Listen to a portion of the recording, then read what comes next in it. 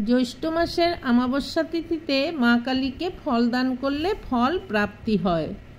জ্যৈষ্ঠ মাসের অমাবস্যা হচ্ছে ফলহারিণী অমাবস্যা।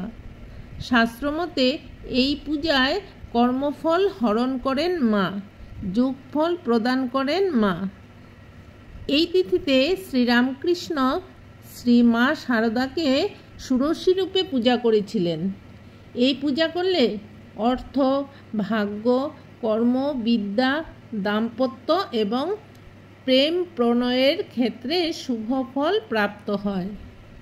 এই জ্যৈষ্ঠ মাসের ফলহারিণী কালী পূজার দিনই ঠাকুর শ্রীরামকৃষ্ণ মা শারদাকে সাক্ষাৎ ষোড়শী জ্ঞানে পূজা করেছিলেন। ভাবে সমাধিস্থ হইয়া মা সেই মহাপূজা গ্রহণ করিয়াছিলেন। তাহা হইতে আমরা অনুমান করতে পারি যে কত বড় মহাশক্তির আধার শ্রী মা শারদা। কিছুটা অনুমান করা যাইতে পারে মা শারদা যে ঈশ্বরীয় মহাশক্তিপীঠ। আজ সেই ঐতিহাসিক দিন। আজ ফলহারিণী কালী পূজা। যে দেবী মা সন্তানের ফল হরণ করেন তিনি ফলহারিণী মা কালী। আমরা সংসারে তিনভাবে কর্ম করে থাকি: কায়িক, বাচিক ও মানসিক। 1 নম্বর হচ্ছে কায়িক। কেউ অন্যকে হাত দিয়ে আঘাত করে, সেইটি কায়িক কর্ম। 2 নম্বর, কেউ কটু কথা বলে অন্যকে আঘাত করে, সেটি হচ্ছে বাচিক কর্ম। 3 নম্বর মানসিক কর্ম। অনেকে মুখে ভালো কথা বলে কিন্তু মনে ভাবে অন্যরকম, সেইটি মানসিক কর্ম। এই 3 কর্মফলকে যিনি হরণ করেন তিনি ফলহারিণী দেবী মা কালী। এই ফলহারিণী কালী পূজার দিনই শ্রীরামকৃষ্ণ শ্রী শ্রী মা শারদাকে ষোড়শী রূপে পূজা করেছিলেন। ষোড়শী 10 মহাবিদ্যার একটি রূপ। দক্ষিণেশ্বরে তন্ত্র সাধনার সময় শ্রীরামকৃষ্ণ ভিন্ন ভিন্ন দেবদেবীর দর্শন করেছিলেন। তিনি ষোড়শীকেও দর্শন করেছিলেন। মা ষোড়শী রূপ লাবণ্যে অসামান্যা। শ্রীরামকৃষ্ণের কথায় ষোড়শী বা ত্রিপুরা সুন্দরীর অঙ্গ হইতে রূপ সৌন্দর্যে গলিত হইয়া চতুর্দিকে পতিত হইতে দেখিয়াছিলেন শ্রী শ্রী রামকৃষ্ণ ঠাকুর। শ্রী শ্রী মা এইবার রূপ ঢেকে এসেছেন।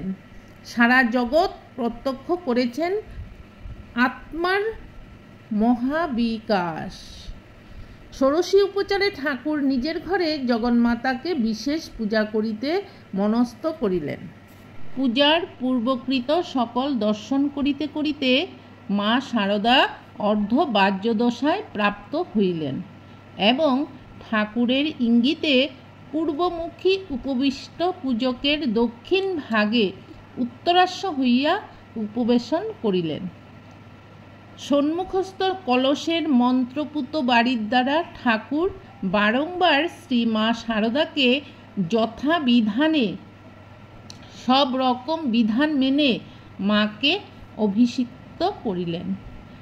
মানে ঠাকুর মাকে ঈশ্বরের যেই রূপটা পাওয়া যাবে ঠাকুর সেইভাবে প্রতিষ্ঠা করিলেন।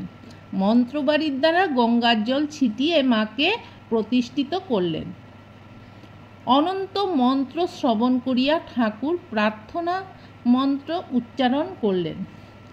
হে সর্বশক্তি অধীশ্বরী মা, হে ত্রিপুরা সুন্দরী, সিদ্ধিদ্বার উন্মুক্ত করে অভিভূত হও মা। ইহাতে শক্তি দাও মা, শরীর পবিত্র করো মা, পবিত্র করো, গ্রহণ করো মা। রামকৃষ্ণের পূজা, তপ, সাধন, ভজন সব কিছু গ্রহণ করো মা। মায়ের আদর্শ রূপ ইহাতে বিরাজ করো মা। জীবের কল্যাণ করো মা। তুমি ইহাতে বিকাশিত হও মা। তুমি ইহাতে আবির্ভূত হও মা। ওং সর্বমঙ্গল মঙ্গল্যে শিবে সর্বার্থ সাধিকে শরণ্যে ত্র্যম্বকে গৌরী নারায়ণী নমস্তুতে। হে সর্বমঙ্গলেরও মঙ্গলকারিণী, তোমাকে প্রণাম। হে শিববিহীন গৌরী, তোমাকে প্রণাম। হে নারায়ণী, তোমায় প্রণাম করি। ঠাকুর এইভাবে মাকে প্রণাম নিবেদন করলেন। তারপর শ্রী শ্রী মারঙ্গে মন্ত্র সকলের দ্বারা যথাবিধানে ঠাকুর সাক্ষাৎ দেবীজ্ঞানে মাকে পূজা করিলেন এবং ভোগ নিবেদন করিয়া নিবেদিত বস্তু স্বহস্তে মায়ের মুখে প্রদান করিলেন। বাহ্যজ্ঞান তিরোহিত হইয়া শ্রী শ্রী মা সমাধিস্থা হইলেন। ঠাকুরও অর্ধবাহ্যদশায় মন্ত্র উচ্চারণ করিতে করিতে সম্পূর্ণ সমাধি মগ্ন হইলেন। সমাধিস্থ পূজক সমাধিস্থা দেবীর সহিত আত্মস্বরূপে পূর্ণভাবে মিলিত ও একীভূত হইলেন। পূর্ব সাধনকালে ব্যবহৃত বস্ত্র আভরণ ও রুদ্রাক্ষরের মালাদি সমুদয় সর্বদ্রব্য সেই সকল সাধনার ফল এবং নিজেকে দেবীর পাদপদ্মে সমর্পণ করিলেন। তারপর ষষ্ঠাঙ্গে প্রণিপাত করিলেন। শ্রীরামকৃষ্ণের পূজা সমাপ্ত হল। জয় মা, জয়।